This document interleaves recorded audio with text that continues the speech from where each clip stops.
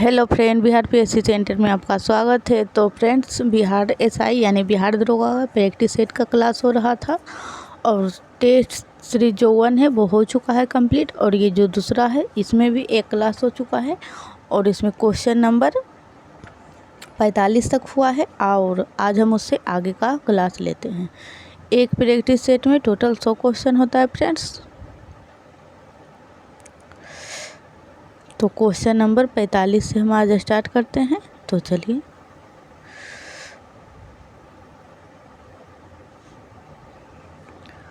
Question number 45।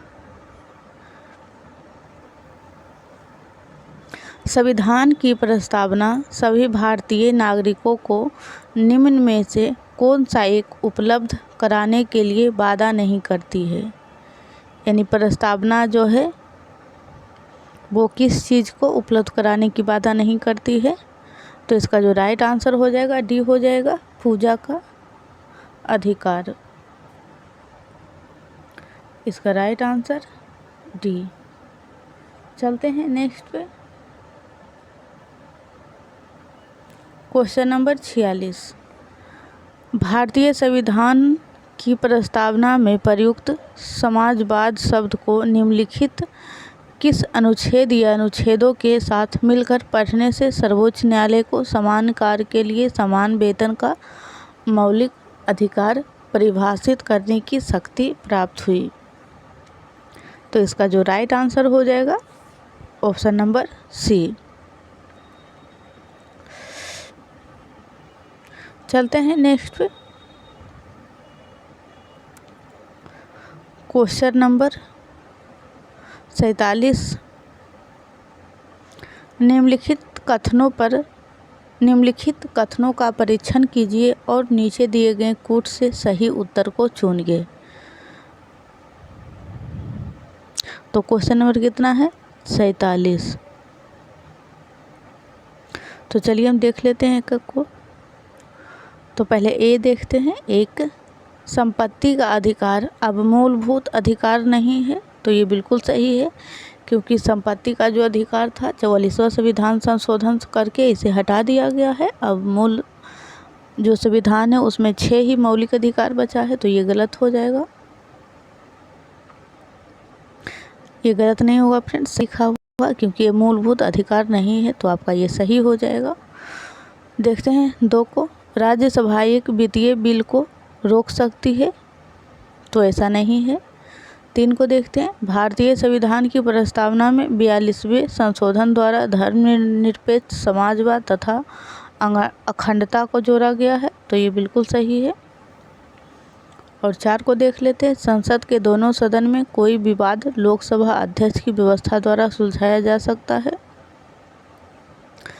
तो ये भी ऐसा भी नहीं है। तो आपका जो राइट आंसर हो जाएगा क्वेश्चन नंबर 47 का वो हो जाएगा 1 और 3। ये दोनों सही है,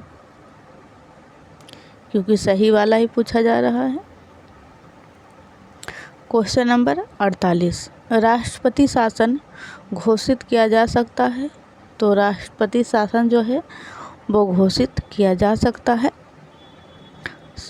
राष्ट्रपति इस बात से सहमत हो कि राज्य का शासन संविधान के उपबंधों के अनुसार नहीं चल रहा है तब। यानी कि इसका जो राइट आंसर हो जाएगा सी।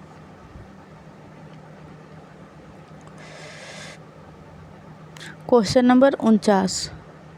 निम्नलिखित में कौन कौन से विषय हैं जिन पर कम से कम आधे राज्यों के विधानमंडल के अनुसमर्थन से ही संवैधानिक संशोधन संभव है।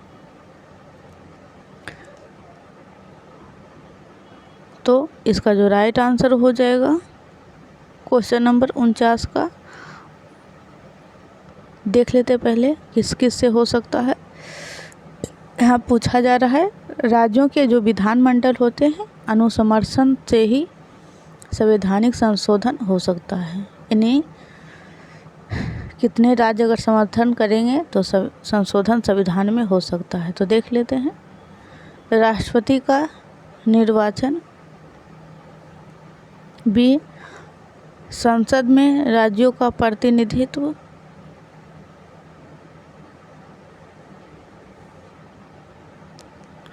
और 7वीं अनुसूची में कोई भी सूची। तो ये जो 3 है, इसमें जब तक कि आधे राज्य के विधानमंडल समर्थन नहीं करेंगे तब तक संवैधानिक संशोधन नहीं हो पाएगा। तो ये जो तीनों है आपका सही हो जाएगा। यानी क्वेश्चन का जो राइट आंसर हो जाएगा 1, 2 और 3, यानी कि ये।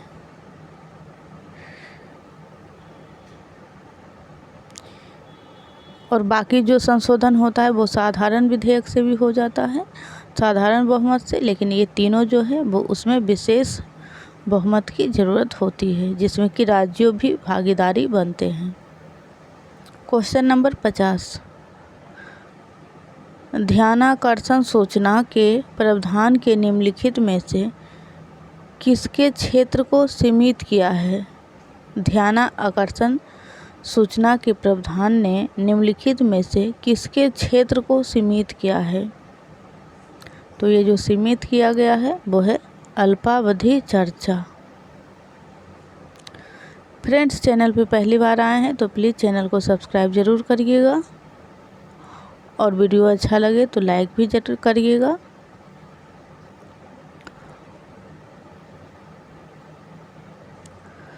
और मॉडर्न हिस्ट्री का क्लास हो रहा है बिहार एसआई और बीएसएससी के लिए, यानी बिहार एसएससी के लिए, तो आप ज़रूर उसे देखिएगा। क्वेश्चन नंबर 51, ये कथन और कारण वाला क्वेश्चन है फ्रेंड्स।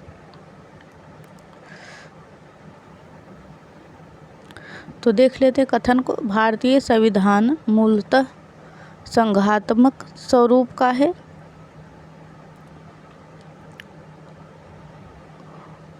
तो ये सही है फ्रेंड्स, संघात्मक स्वरूप का है। देखते हैं आर को। अनुच्छेद 352 में राज्यों में संवैधानिक तंत्र विफलता की दशा के प्रावधान है। तो ये गलत है फ्रेंड्स, क्योंकि संवैधानिक तंत्र की विफलता जो है वो 352 में नहीं है, बल्कि और ये जो 352 है वो ये जो अनुच्छेद है ये जो राष्ट्रपति शासन राष्ट्रीय आपातकाल से संबंधित है, अनुच्छेद 352, इसीलिए ये गलत हो जाएगा। और इस क्वेश्चन का जो राइट आंसर हो जाएगा वो सी होगा, क्योंकि ए सही है। मूल रूप से जो अपना संविधान, अपना जो देश है वो संघात्मक स्वरूप ही है और कभी कभी एकात्मक का भी रूप ले लिया जाता है, जैसे आपातकाल के समय। चलते हैं नेक्स्ट पे।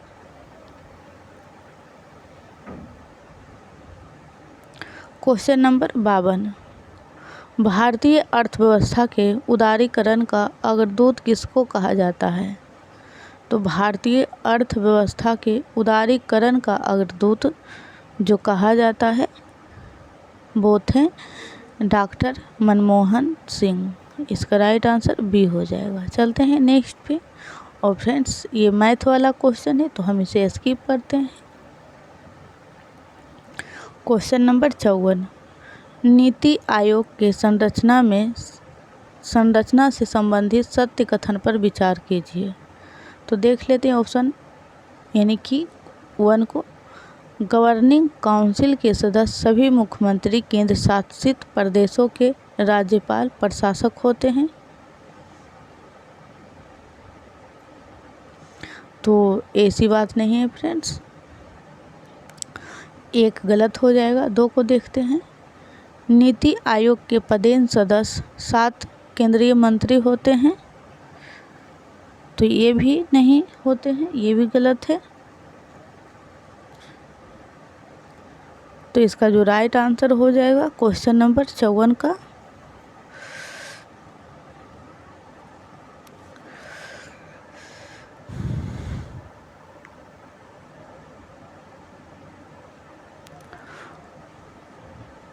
एक बार इस ऑप्शन को फिर से देखते हैं, ये तो बिल्कुल गलत है। गवर्निंग काउंसिल के सदस्य सभी मुख्यमंत्री केंद्र शासित प्रदेशों के राज्यपाल और प्रशासक होते हैं। तो ये जो परिषद है इनमें जो सदस्य होते हैं, अगर राज्य हैं तो वहाँ से मुख्यमंत्री आते हैं, और अगर केंद्र शासित प्रदेश हैं तो वहाँ से राज्यपाल या फिर प्रशासक आते हैं। तो ये सही है फ्रेंड्स। तो इसका जो राइट आंसर हो जाएगा केवल 1 सही है। और यहाँ पे सही वाला एक कथन पूछ रहा है फ्रेंड्स, इसीलिए। क्वेश्चन नंबर 55, ये भी फ्रेंड्स मैथ का ही क्वेश्चन है। क्वेश्चन नंबर 56, भारत में बहुराष्ट्रीय कंपनियों को प्रोत्साहन देना, बढ़ावा देना है।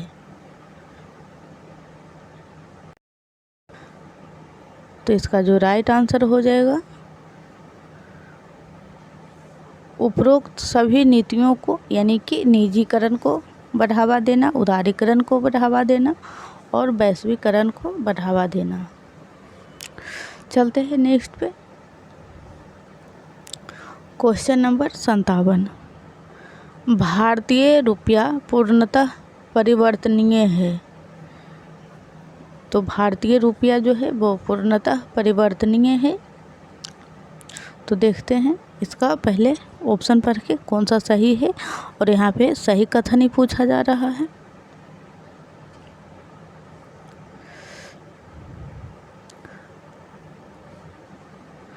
भुगतान शेष के पूंजी लेखा के संबंध में, स्वर्ण में, और भुगतान शेष के चालू लेखा के संबंध में।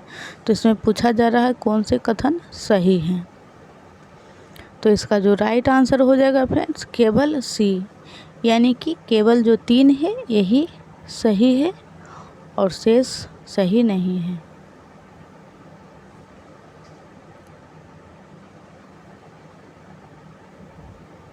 तो सीधा सीधी इस क्वेश्चन का जो राइट आंसर सी होगा। यह है सुमेलित करने वाला फ्रेंड्स, सिद्धांत और वैज्ञानिक। तो चलिए इसे देख लेते हैं। क्वेश्चन नंबर कितना है फ्रेंड्स? Question number 58। तो चलिए मिला देते हैं। तो विद्युत चुंबकत्व जो हो जाएगा, इसका हो जाएगा, यहाँ पे मैं लिख देती हूँ,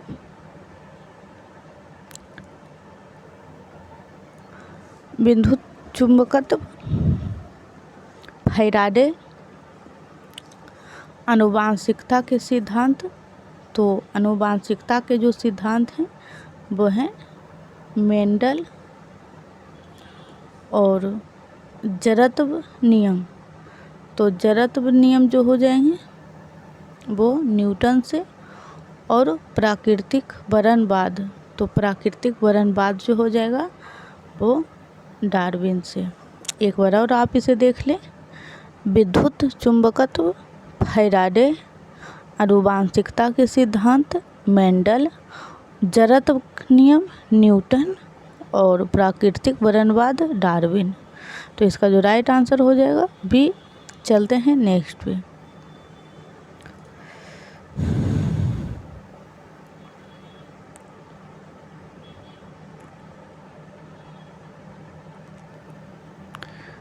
क्वेश्चन नंबर 59। हाल ही में प्रक्षेपित दूरसंचार उपग्रह GSAT-13 निम्नलिखित किस पूर्व उपग्रह का स्थान लेने जा रहा है? तो ये जो स्थान लेने जा रहा है वो IMSAT 4A का। चलते हैं नेक्स्ट पे। Question number 60। जब कठोर जल पूर्णतः वाष्पीकृत हो जाता है तो पात्र में सफ़ेद ठोस बचा रह जाता है। यह निम्नलिखित में से किनकी उपस्थिति के कारण होता है? तो ये जो होता है इसका राइट आंसर हो जाएगा, देख लेते हैं नीचे करके किस टाइप का।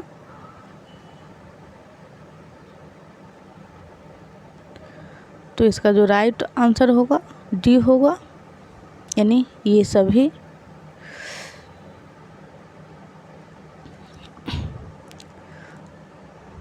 चलते हैं नेक्स्ट पे।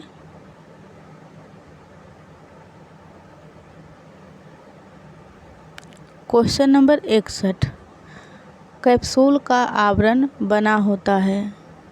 तो कैप्सूल का जो आवरण बना होता है वो स्टार्च का बना होता है। चलते हैं नेक्स्ट पे। Question number 62,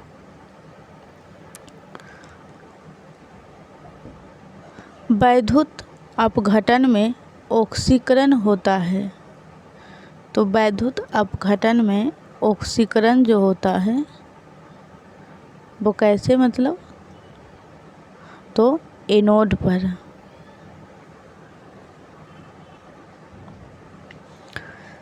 question number 63, ethylene अणु की आकृति होती है।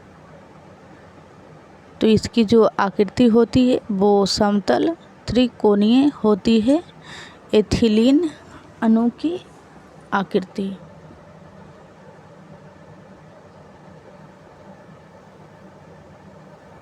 क्वेश्चन नंबर 64, भारत का पहला रिमोट सेंसिंग सैटेलाइट छोड़ा गया था। और ध्यान दीजिएगा फ्रेंड्स, जहाँ भी पहला या प्रथम लग जाता है वो क्वेश्चन इम्पोर्टेंट हो जाता है, क्योंकि फर्स्ट टाइम होता है। तो भारत का जो पहला रिमोट सेंसिंग सैटेलाइट छोड़ा गया था वो छोड़ा गया था बैकानोर से। चलते हैं नेक्स्ट पे। क्वेश्चन नंबर 65, निम्नलिखित में से कौन सा एक वह प्रोग्राम है जो उच्च स्तर भाषा को मशीन में बदलता है। तो वो कौन सा एक मिनट, यहाँ पे एक वह प्रोग्राम है जो उच्च स्तर भाषा को मशीन में बदलता है। तो इसका जो राइट आंसर हो जाएगा वो हो जाएगा संकलक, यानी कंपाइलर। चलते हैं नेक्स्ट पे। क्वेश्चन नंबर 66, अधिकतम नुकसानदायक प्रदूषक है। तो जो सर्वाधिक नुकसानदायक प्रदूषक है वो है SO2।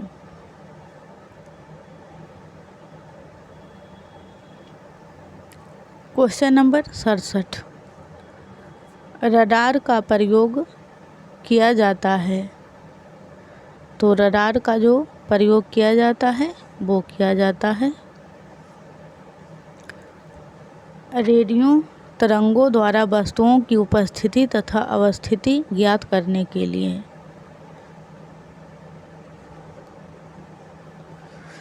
चलते हैं नेक्स्ट पे।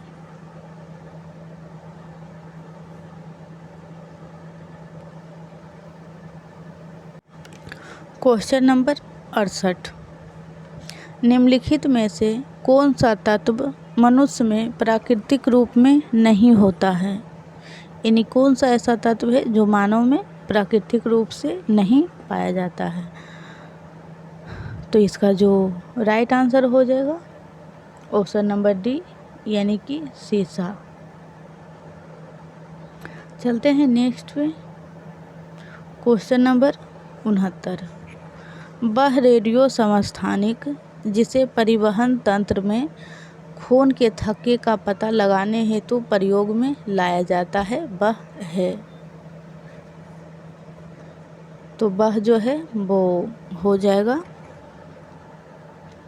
डी, यानी कि सोडियम 224, यानी सोडियम 24 खून के थक्के का पता लगाने हेतु प्रयोग किया जाता है।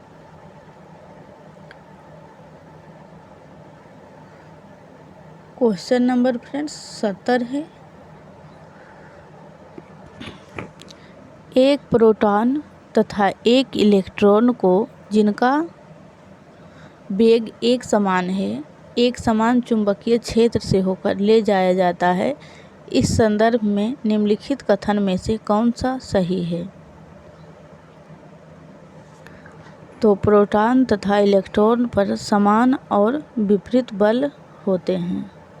इसका जो राइट आंसर हो जाएगा फ्रेंड्स, प्रोटॉन तथा इलेक्ट्रॉन पर समान और विपरीत बल होते हैं।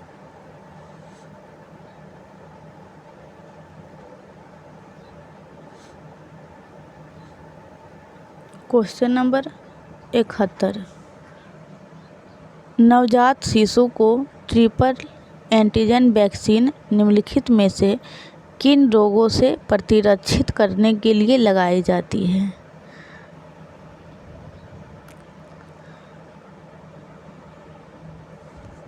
तो ये जो है ट्रिपल वैक्सीन जो है वो 3 बीमारी को ठीक करता है एक ही वैक्सीन से। तो कुकर खांसी, टिटेनस और डिप्थीरिया। चलते हैं नेक्स्ट पे।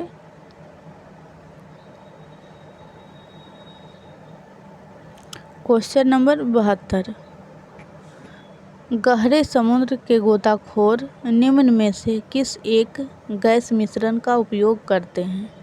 यानी जो गोताखोर समुद्र के गहराई में जाते हैं तो वो किस गैस का प्रयोग करते हैं? तो वे करते हैं हीलियम और ऑक्सीजन के मिश्रण। तो इसका जो राइट आंसर हो जाएगा option number A. Question number 73, खानों में विस्फोटों का सबसे महत्वपूर्ण कारण क्या है? तो इसका राइट आंसर हो जाएगा ऑप्शन नंबर सी, यानी कि मीथेन का हवा से मिलना। यही विस्फोट का सबसे महत्वपूर्ण कारण है।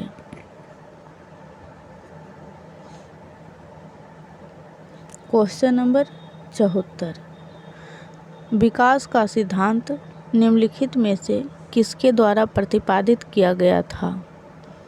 तो विकास का जो सिद्धांत है वो चार्ल्स डार्विन के द्वारा प्रतिपादित किया गया था। क्वेश्चन नंबर 75, जब आँख में धूल जाती है तो उसका कौन सा अंग सूज जाता है और गुलाबी हो जाता है? तो इसका जो राइट आंसर हो जाएगा ऑप्शन नंबर सी, यानी नेत्र श्लेष्मा।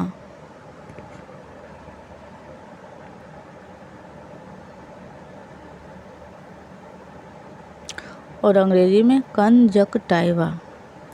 क्वेश्चन नंबर 76, निम्नलिखित में से कौन मानव शरीर को संक्रमण के विरुद्ध संघर्ष करने में सहायता करते हैं?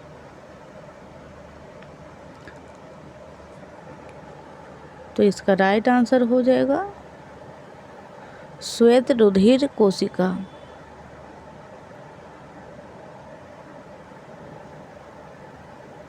क्वेश्चन नंबर 77, त्वचा का रंग निर्धारित करने वाले वर्णिका मेलेनिन के संबंध में निम्न में से कौन से कथन सत्य हैं? यानी पूछा जा रहा है ये जो मेलानिन है इसके बारे में, जो कि त्वचा का रंग निर्धारित करता है।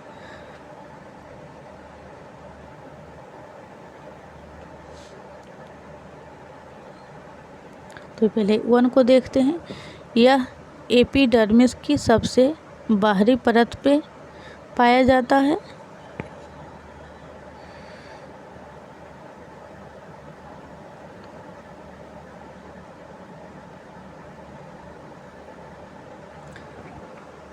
देखते हैं 2 को। यह पराबैंगनी प्रकाश के लिए अपारदर्शक होता है। और 3 जो है, यह त्वचा की यांत्रिक क्षति एवं जीवाणु के आक्रमण को रोकने में सहायक होता है। तो ये गलत है। और ये भी, इसका जो राइट आंसर होगा वो सिर्फ बी सही होगा क्योंकि केवल 2 सही है।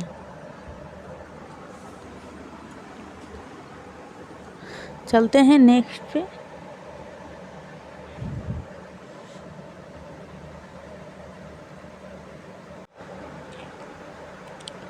Question number 78।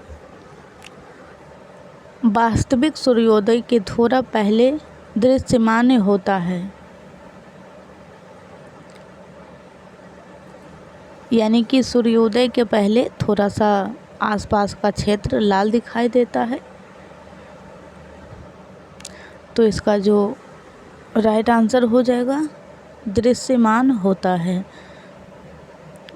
डी, यानी कि वायुमंडलीय अपवर्तन के कारण।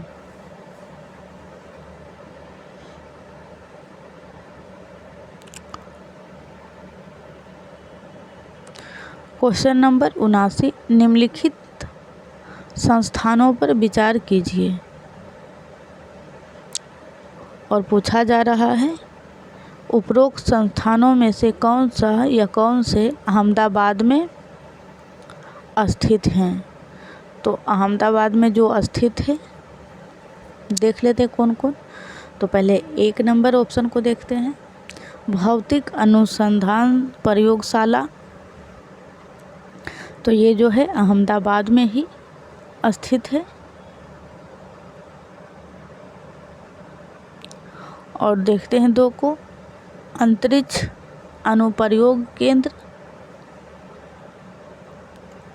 तो ये भी अहमदाबाद में है। और 3 जो है विक्रम साराभाई अंतरिक्ष केंद्र।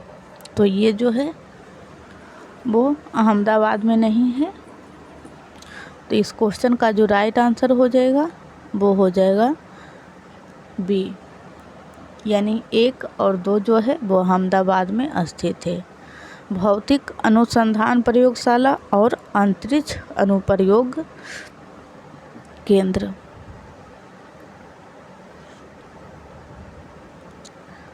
निम्नलिखित में से कौन सा एक संयुक्त राष्ट्र संघ का प्रमुख अंग नहीं है। तो इसका जो राइट आंसर हो जाएगा डी, यानी खाद्य एवं कृषि संगठन। ये जो है वो संयुक्त राष्ट्र का संघ नहीं है। इसके 6 सदस्य से संघ, मतलब 6 इसके प्रमुख अंग हैं, उनमें से ये तीनों हैं और 3 और है। चलते हैं नेक्स्ट पे। Question number 81। Organisation of Islamic conference का मुख्यालय कहाँ अवस्थित है। तो इसका जो मुख्यालय अवस्थित है ऑप्शन नंबर बी, यानी कि जेद्दा में। Organisation of Islamic conference. Bharat सदस्य नहीं है। तो भारत जो सदस्य नहीं है, देख लेते भारत पहले किसका किसका सदस्य है। देशों के राष्ट्रकुल का इसका है, सार्क का भी सदस्य है, नेम जो है इसका भी, और ये जो डी है एशिया प्रशांत आर्थिक सहयोग संगठन। तो भारत इसका जो सदस्य नहीं है। तो आपके क्वेश्चन के अनुसार जो राइट आंसर होगा डी हो जाएगा। Question number 83। Glimpses of world history पुस्तक के रचयिता कौन है। तो इसका जो राइट आंसर हो जाएगा जवाहरलाल नेहरू। चलते हैं नेक्स्ट पे। Question number 84। ISRO यानी कि इसरो का पूर्ण रूप क्या है। तो इसरो का जो पूर्ण रूप हो जाएगा वो हो जाएगा इंडियन स्पेस रिसर्च ऑर्गेनाइजेशन, यानी कि इसका right answer B, Indian space research organisation. Question number 85। विश्व खाद्य दिवस प्रतिवर्ष किस तारीख को मनाया जाता है। तो ये जो तारीख है वो है 16 अक्टूबर।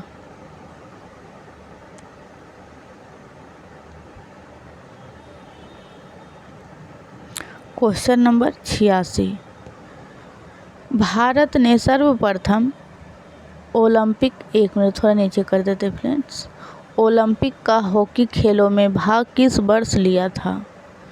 यानी कि ओलंपिक में, और वो भी हॉकी के मामले में। तो इसका जो राइट आंसर हो जाएगा वो हो जाएगा 1928 में एम्स्टर्डम ओलंपिक में। क्वेश्चन नंबर 87, निम्नलिखित में से कौन सा पुरस्कार केवल साहित्य से संबंधित है? तो जो केवल साहित्य से संबंधित है वो है डी, यानी कि ज्ञानपीठ पुरस्कार। चलते हैं नेक्स्ट पे। इस क्वेश्चन का जो राइट आंसर हो जाएगा फ्रेंड, पहले हम आप यहाँ पे टिक आउट कर देते हैं, ज्ञानपीठ। चलते हैं नेक्स्ट पे। क्वेश्चन नंबर 88, हाल ही में सुर्खियों में रहा बोगनविले जनरल संग्रह किस देश से अलग होने से संबंधित है? तो ये जो अलग होने से संबंधित है वो है पापुआ न्यू गिनी। इसका राइट आंसर डी हो जाएगा। क्वेश्चन नंबर 89, भारत में सूफी संप्रदाय का संस्थापक किसे माना जाता है? तो सूफी संप्रदाय का जो संस्थापक हैं वो हैं ख्वाजा मोइनुद्दीन चिश्ती, सूफी संप्रदाय के संस्थापक। ये भी मैथ का क्वेश्चन है फ्रेंड्स। क्वेश्चन नंबर 91, भारत में शहरी जनसंख्या का प्रतिशत है। तो भारत में जो शहरी जनसंख्या का प्रतिशत है वो है 31.16%, यानी कि 31.16%। इसे 16 नहीं पढ़ सकते हैं, इसे एक ही करके पढ़ा जाता है। क्वेश्चन नंबर 92, फ्रेंड्स अब 100 क्वेश्चन पूरा होने वाला है, तो प्लीज़ अगर आपने अभी तक भी वीडियो को लाइक नहीं किया है, चैनल को सब्सक्राइब नहीं किया है, वीडियो को शेयर नहीं किया, तो प्लीज़ ज़रूर करें। क्वेश्चन नंबर 92, इनमें से कौन परमाणु रिएक्टर है? तो परमाणु रिएक्टर जो है वो सभी हैं, कैगा भी, कुंडनकुलम भी और तारापुर भी। चलते हैं नेक्स्ट पे। क्वेश्चन नंबर 93, कर को प्रतिगामी तब कहा जाता है जब उसका भार अमीरों की तुलना में गरीब पर बहुत अधिक पड़े।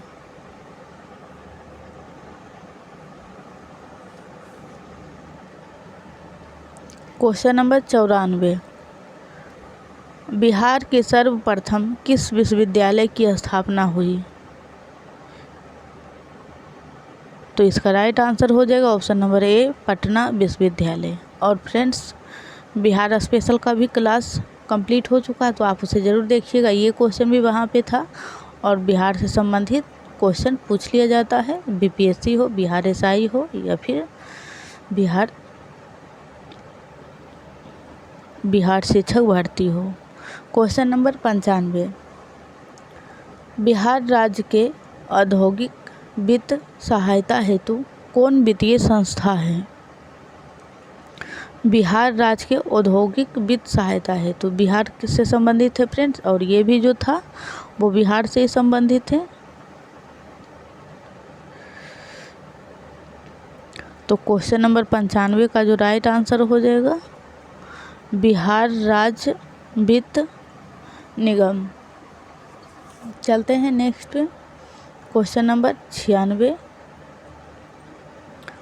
प्रधानमंत्री नरेंद्र मोदी ने 3 जनवरी 2020 को 107वीं भारतीय विज्ञान कांग्रेस का उद्घाटन, ये पुराना हो चुका है फ्रेंड्स, आप इसे छोड़ दें। क्वेश्चन नंबर 97, पटना में स्थित राजभवन मुख्य सचिवालय तथा उच्च न्यायालय की इमारतें किस शैली से प्रभावित है? यानी कि पटना में जो राजभवन है, सचिवालय है और उच्च न्यायालय, ये तीनों जो है किस शैली में बनाया हुआ है? तो इसका राइट आंसर हो जाएगा यूरोपीय पूर्ण जागरण काल की शैली। क्वेश्चन नंबर 98, निम्नलिखित कथनों पर विचार कीजिए। तो टोटल 3 कथन है फ्रेंड्स, और इसमें पूछा जा रहा है कि कौन से कथन सही हैं। तो चलिए हम एक एक को देख लेते हैं।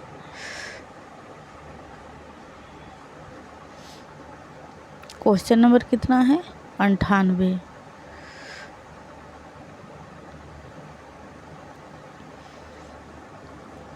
अमेरिका अंतरिक्ष एजेंसी नासा की महिला वैज्ञानिक क्रिस्टीना कोच 288 दिन अंतरिक्ष में व्यतीत कर 28 दिसंबर 2019 को अंतरिक्ष में सबसे ज़्यादा समपदक रहने वाली महिला बन गई है। तो ये बिल्कुल सही है फ्रेंड्स।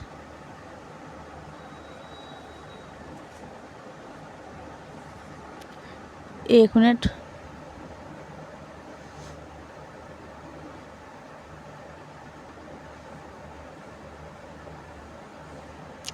और देखते हैं 2 को, ये सही था।